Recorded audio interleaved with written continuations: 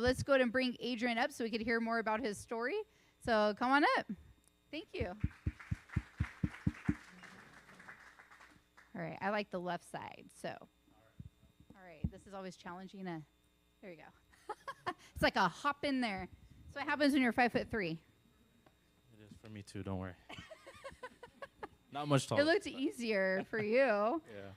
All right. So, like I was just telling everyone, it was really interesting because I know you were doing other things when we started talking, but then you were interested in mobile homes, and we were talking about that. But just tell me a little bit about like yourself. You know, what were you doing at that time? This is what, like about a year ago now? About a year and a half ago. Yeah. Yeah, a year and a half ago. So, man, time flies. So, if a year and a half, like, where were you then? Like, kind of talk about your journey a little bit, and then, like, what are you doing today? Sure. Yeah, so I remember that day. The journey starts while I was on a leave of absence because my wife and I just had our third child, third boy. Thank you. Yeah.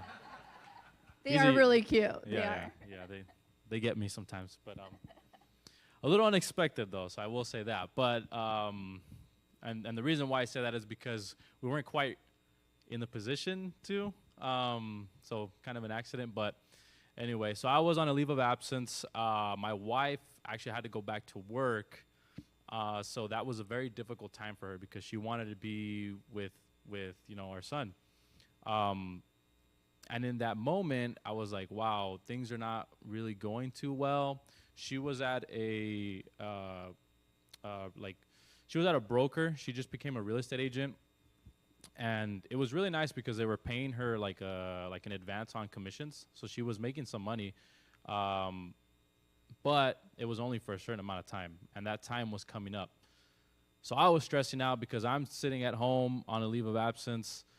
I don't know if you guys know, but the state does pay you, but they pay you at like 60 or 70% of what you normally make. And, again, we just weren't in the position to be taking breaks off of work.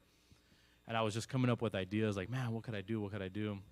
I ended up talking to Farah, which led me to coming here. But in all of that, I was connecting with other people, and I heard about this, rental model that you can do, which were midterm rentals.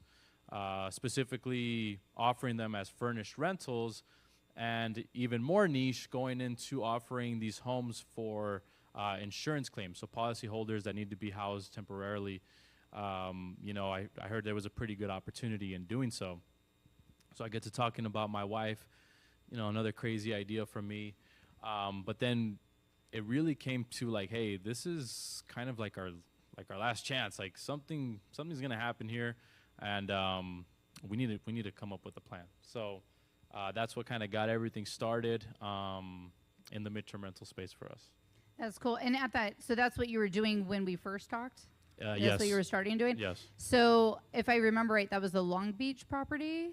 So, right. At that time, I don't know if I had gotten into that Long Beach deal or not. Let me back up a little bit. So about a year or two before that, I was investing in flips out of state in Arizona. So I had met some people out there, and I was lending on the deals. I had done about 4 or 5 in Arizona. Things were, okay, nothing crazy, but things were okay.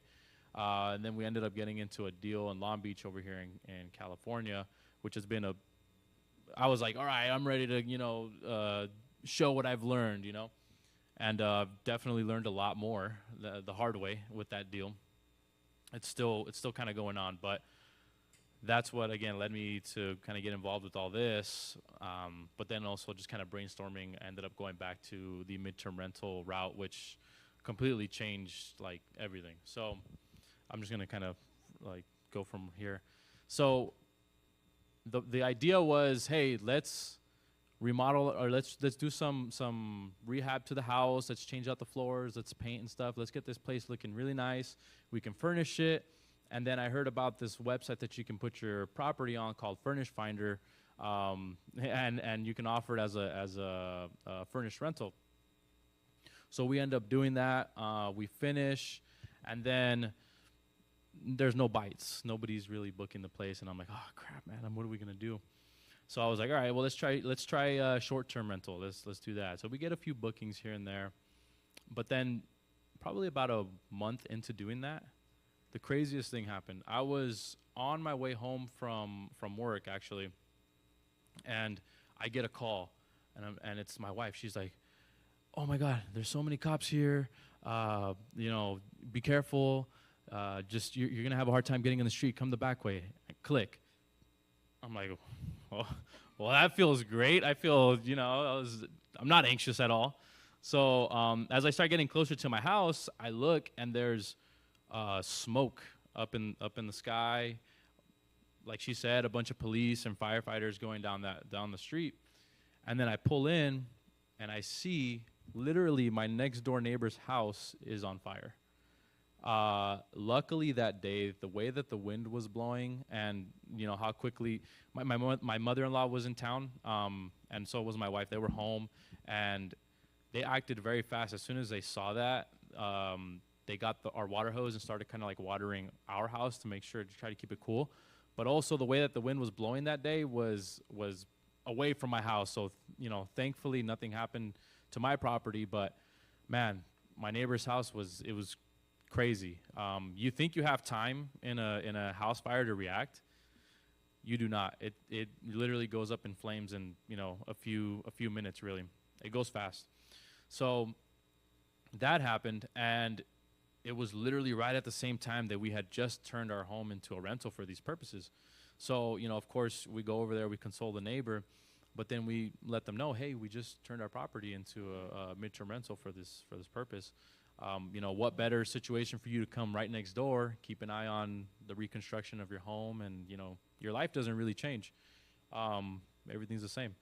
So they really liked that idea. The part where it got really challenging was that was our primary house. So we were like, well, what are we gonna do, right? You're like, do you want to? Here's my house to rent, but I'm living here, so now I got to move. Yeah. So now we got to find something, right? Again, I was going one step at a time. I was like, the situation wasn't that great. So I was like, hey, we're just taking one step at a time. We solved one problem. So we created that one. We ended up staying with the relative. And, at this point, our family grew and our living space severely downsized. So it's been a challenge, and that's been going on for about a year now. But, I learned a lot through that process, turned my property into that rental, negotiated with their insurance company on a rental rate. And this is one of the reasons why I was, looking at this model, was because we were able to get about 2 times the market rent that you would get for a house, my size in my area. So yeah, that went on for about a year. They're actually still there. They will be leaving in like 2 weeks. And with how much we've been able to grow, we're going to be moving back in there and just kind of making that. Was going to be my question. Yeah, sorry to. No, you're fine. No, it was just, you answered it already. Getting back to home base and continuing to build from there. Wow. That's, your family grew and your housing shrunk. Yeah, I'm talking like, it's a little embarrassing to admit, but I'm talking like one room, like. I don't even think that's embarrassing. I think and that's one thing that I really admire about you, is you always put your family first. And that was the number one thing that you told me, is you're doing this for your family, and that, that's huge. I think a lot of us, if you don't have like a purpose of like why you're doing this, it's going to be really hard. When you have something like in your heart, like, I'm doing this for something, it gives you that more purpose, more drive, and it's easier to take action. So, and like I said, so that's the first property. That's the first one. So it's funny that you say that, because it's almost like you kind of got into it by accident, and I feel like that's similar to me with getting into mobile home flipping. I didn't start coming to an investment club saying I'm going to be the mobile home queen. It just turned into that, and I just rolled with it. And I think that's what you got to do, is just, like Stephanie, she became the STR queen, and now she's going to be the assisted living queen, like she's just rocking everything. Anyways, but I'm just saying in general, you don't go, sometimes what you think you want to do, something else is coming up, and if it keeps coming up, which I feel like for you, this midterm rental model kept coming up. Yeah. So that's really cool. Right. Well, let's go to like how, for the people that, well, I think you already went into what it is. Does everyone understand what the midterm model is in this insurance? Anyone not understand that? Okay. Don't be shy. Yeah, Mike, okay. So what's your question? Sure. How does it work? Yeah. So on every one of our policies, anybody that owns a property, there's coverage in there, coverage D or ALE or loss of use. Is ALE, which is I looked up. What is it? That's what it is. Yes, additional living expense. thank you, Kaylin. Thank you. The insurance gal. Yeah, I use the acronym so much that I'm like I forget what it stands for. But anyway, it's hard. Yeah, Yeah. like when you just use it, you know what it is. Then you're like, wait, yeah, Exactly. I get it. I get Yeah. it. So on all the policies that you have on your properties, there's a budget on there for how much that policy will pay in an event that you have to file a claim and you have to, move out of the property, out of your primary. So in those instances, those families, they need a home to stay temporarily, and then they have contracts with. There's quite a few larger companies that have the direct contracts. So you've got your ALE Solutions, Alacrity, CRS, Sedgwick. Those are the main 4 that I work with.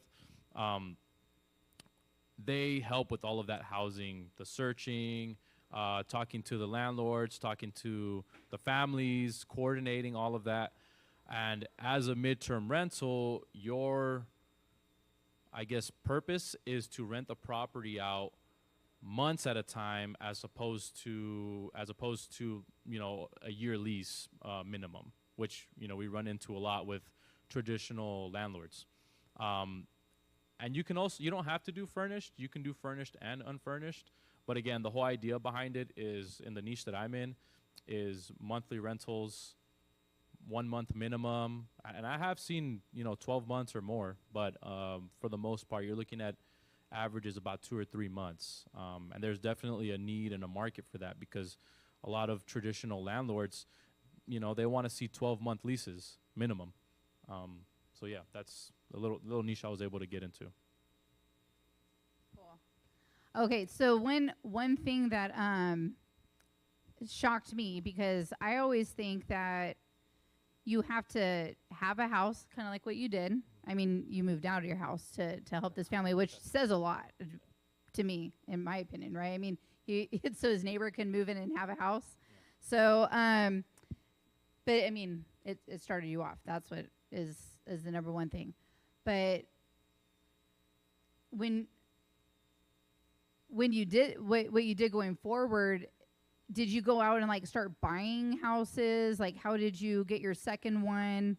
How did you find your next client guest?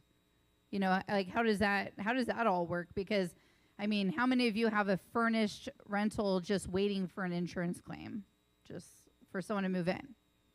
Yeah, I didn't think so. So how does that work? By the way, that is a tough way to do it. We'll get into it, but actually, I forgot to mention that. So the property that I'm talking about, I bought it back in 2020. It actually did come with an attached ADU. So there was another unit on the property that I was also renting out, but that was still long term. I hadn't converted it yet to a midterm rental. So that was technically my second unit. And then me kind of thinking outside the box. Okay, well, what else could I do? I don't have the money for a down payment. So I did the next best thing, and I decided to go to arbitrage. So what is arbitrage? Arbitrage, great question. I saw Johnny's face, kind of. Hey, I probably a few others, but I just happened to see yours first, so I'm picking on you. Sure. So arbitrage, basically it's master leasing a property. So Johnny, let's say you have a home, and we end up signing a contract. You would lease it to my company. We market rent, whatever the case is, and then we would then in turn sublease it to the families that need the temporary stay, and oftentimes it's for the mark, yeah, for more than what the rent that I'm paying if you want to run a successful business. And then are those already furnished typically, or how does that work? They typically don't come furnished. You would have to furnish them yourself, and that's the traditional like arbitrage way to do it. You have a question?